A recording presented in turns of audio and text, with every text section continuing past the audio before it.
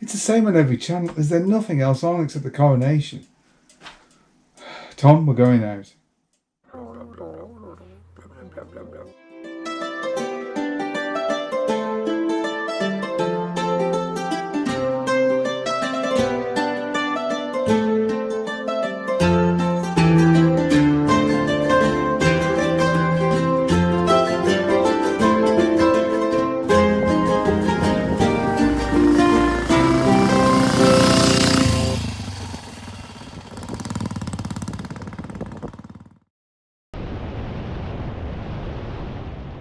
Okay, so before we start, don't forget to like and subscribe for more content. The Coronation. Some people in Britain really do love a good royal occasion. Whether it be a jubilee, weddings, funerals, whatever it may be, people really get into it. They like to have street parties and they love the whole atmosphere. But not everybody. Contrary to popular belief, particularly that held by people outside of Great Britain, America and Europe, not everybody's that interested in the monarchy. Some of us really aren't that bothered at all, and we'd sooner get on and do something else instead. So to avoid the tedium of watching royal television all day on all channels, me and Tom headed out to the bikes to the National Motorcycle Museum, which is much more up our street, I think. The museum is located between Solihull and Birmingham in the West Midlands.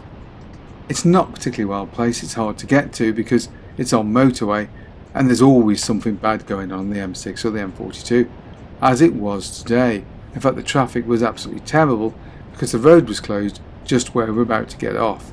Did not add to the experience at all. But eventually we did get off and managed to make our way into the museum. Here we go then.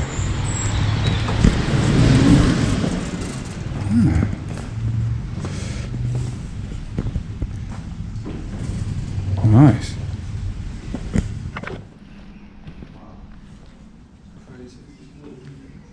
It's a pixie. That's prestige crane, It's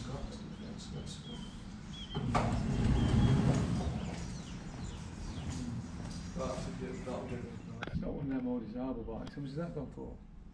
The National Motorcycle Museum owes a great deal to William Richards, because Roy was very much the driving force behind the establishment of the museum, which opened in October of 1984. And at the time of opening, the museum boasts a collection of some 350 motorcycles. Since that time, the collection has grown to over 1,000 motorcycles, making it one of the largest collections of British motorcycles anywhere in the world. It's said that between them, Coventry and Birmingham saw the birth of some 250 individual motorcycle companies, particularly in the veteran era. Of course, many are long since forgotten, but many others are represented within the museum's walls, with most of these machines looking absolutely factory fresh. Of course, all the more famous British brands are well represented in the museum. BSA, Triumph, Norton, all the AMC brands, Velocet, Villiers Power Machines, Panther, AJS, any machine that you can think of has probably got an example somewhere in the museum, plus a number of machines you quite simply will never have heard of before.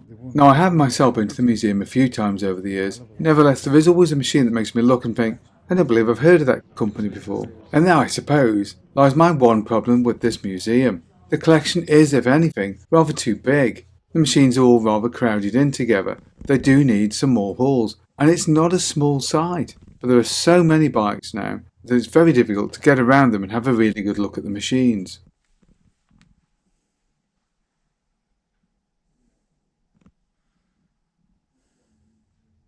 I have to say, if you're looking for a safe refuge away from the busyness of the modern world, or I don't know, a Coronation on TV or something like that you just want to avoid, this is the perfect place to do it.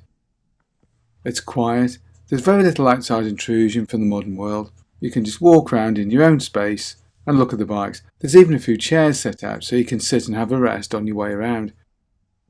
They clearly understand that most people into classic bikes these days are getting on a bit. The museum was badly damaged a few years ago when a fire occurred. This was caused by a carelessly thrown away cigarette, another good reason not to smoke in my book.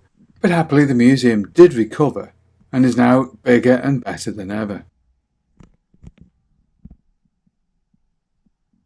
In 2014, the museum started its Friends scheme. This gives unlimited access to the museum, but also at certain times of the year allows friends of the museum to have a go on some of the machines. A truly worthwhile experience then, and something that's definitely worth joining in and considering if you visit the museum on a regular basis.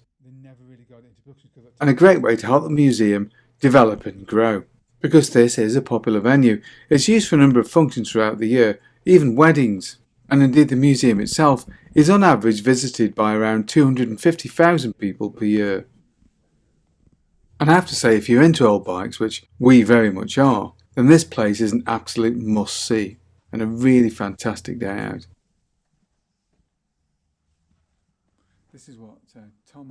There is a restaurant on the upper floor if you're hungry.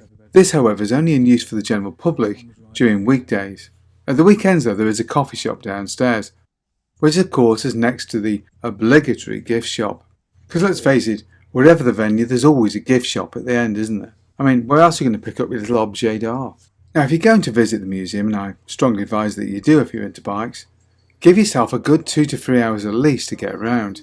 There are an awful lot of bikes on show, so if you give yourself less time than that, you're going to be rushing. And make sure that you just pace your way around, enjoy all the bikes, and take regular rests. Yeah, they are, yeah. Gorgeous bikes, yeah, very expensive.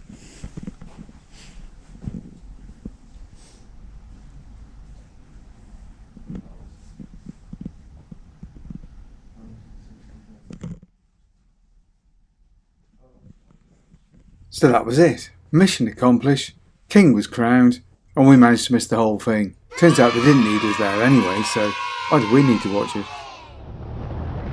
If you've got any more suggestions for places that'd be really interesting for us to ride out and visit, then please leave a message below. I do hope you enjoyed the video today. If you did, don't forget to like and subscribe, and of course, thank you very much for watching.